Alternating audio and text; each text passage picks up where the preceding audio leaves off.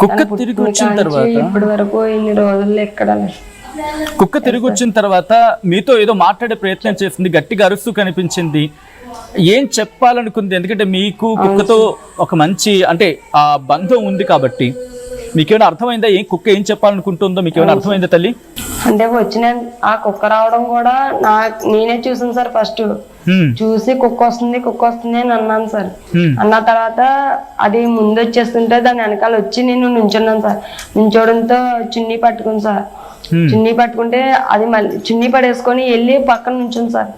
పక్కన నుంచుంటే దాన్ని పడేసుకుందాం కదా, పడేసుకుంటే తీసుకెళ్తాది కదా అన్న ఆనందంతో పట్టుకున్నాను సార్. పట్టుకుంటే వచ్చి నా మీద అటాక్ చేసింది కుక్క సార్. ఇది వరకు కుక్క అయితే మాతో అలా ప్రవర్తించలేదు. నేను ఏం చెప్తే అది వింటా సార్. కుక్క కూర్చుంటది. పాప ఎక్కడైనా పడుకుని పోతే దాంతోనే ఉంటుంది సార్.